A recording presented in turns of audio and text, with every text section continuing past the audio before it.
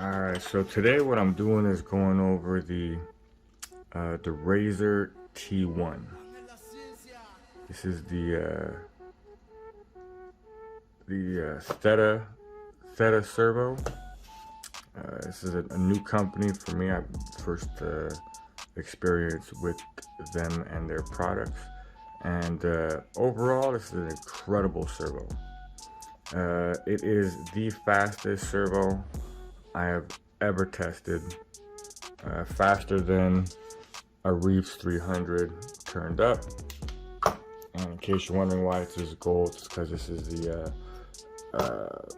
64 version, but it is the same internals as the 300 you would buy from Reefs Direct. So it's basically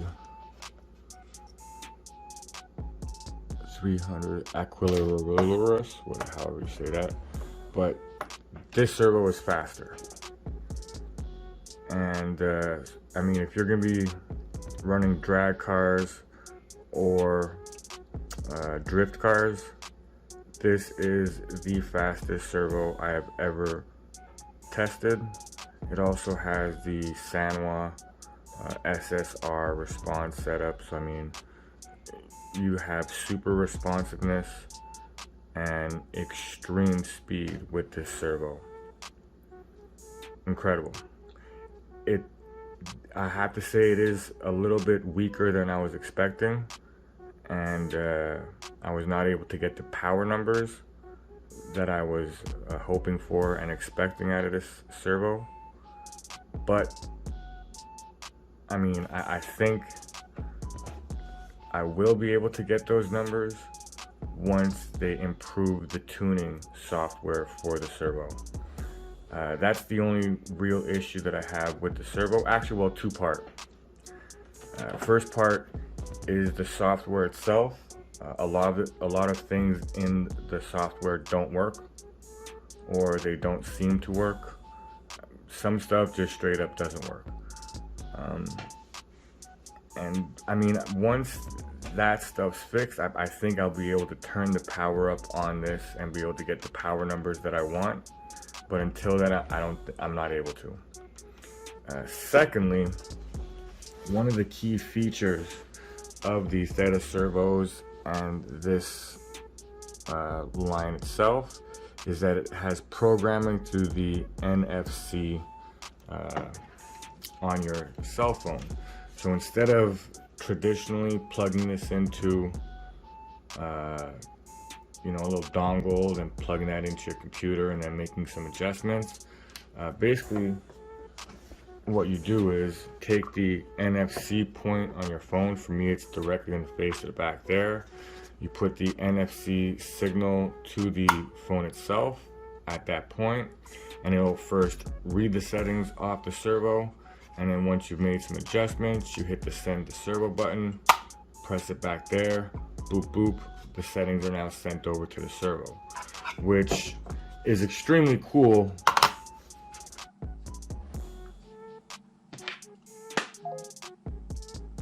Boom. Now I have all the parameters of the servo on the app, and I can make adjustments. I'm ready to do this servo setting.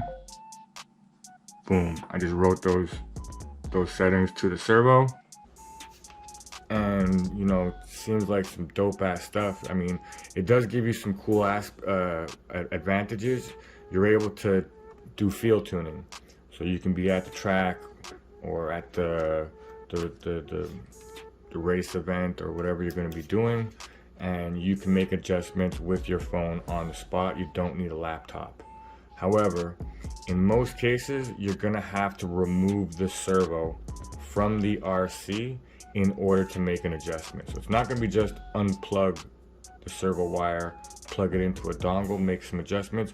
You're going to have to literally take the servo out of the RC in order to make adjustments. The reason for this is getting the NFC signal point on your phone flush and flat against the point on the servo that you need. I mean, in some RCs, this thing is buried in them. So So you don't really have access to put your phone flat on the back. And in the application that I wanted to use it for, which is the Red Cat 64 lowrider, I cannot get my phone to connect with the servo without removing the servo from the RC, which basically changes something you think is going to be more convenient and makes it a lot less convenient. I mean, you get all your everything set up for the servo, and then you got to take it out, put it back in. I mean, as long as you don't take off the servo horn, you're usually gonna be all right. But it's just a real pain in the ass to have to take the servo out in order to make an adjustment. And if you're trying to fine tune it, so you want to make a little adjustment at a time, to take it out, put it back in, take it out, put it back in, take it out, put it back in, it's ridiculous. So I'm really hoping that they accompany that NFC tuning option with the ability to plug this into a dongle and tune it the old-fashioned way, so that we don't have to actually pull this out of the RC, or making a remote NFC signal or antenna, so that I can plug the NFC signal thing into here and then just tap my phone to that and be able to make the connection that way. Because having to take this out the RC is a pain in the ass. All right, with that said, I'm actually going to show some of the testing, the footage from the test that I have, where I actually put this against the Reefs servo and do it in slow motion, so you can actually see that this servo is indeed faster than a Reefs 300, which previously this was the fastest servo I've ever seen. This one here and the A81 BHP from AGFRC. I don't have one to demonstrate, but it's the same one I got inside the 64 right now. Those two are equally as fast. I could not find one to outperform the other, and that performance was basically the bar, the highest peak level, until this sucker right here.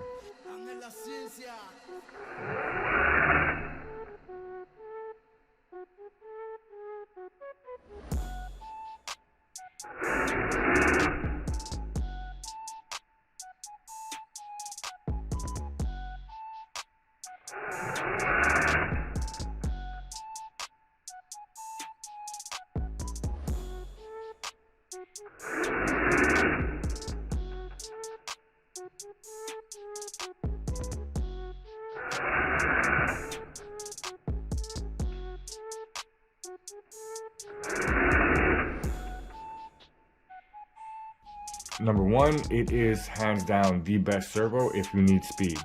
So if you're looking for speed and responsiveness for a drift car or for a no prep drag racing car, this is it. You can't beat it.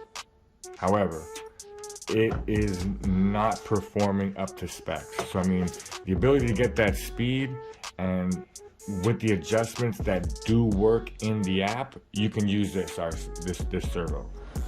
Get it tuned up before you put it into the RC. It might be a little bit of a pain in the ass to get it fully adjusted, because depending on your RC, whether or not you're going to be able to access that NFC sensor, signal, whatever, antenna.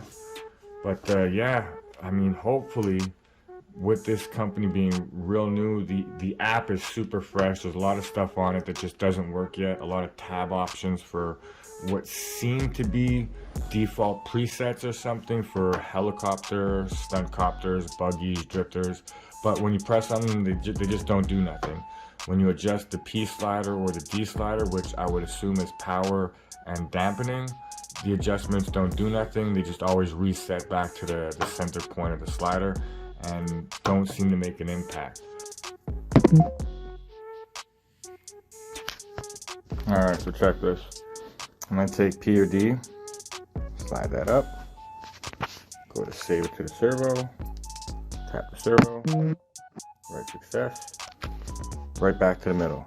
And now it seems like I can go higher than 28. Alright, so 33 is the maximum. Save that to servo. What's going on here? Back to the middle again, and look at this. Now I can go to 39. And you can keep going like this until 200 and something value, but it literally never makes any change in what the actual servo is doing. Load that up again. Do it again.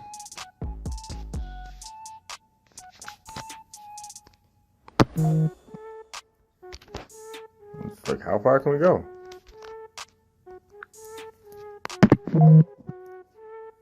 The answer is like 255 or 270. That's the highest I got to go up to so far.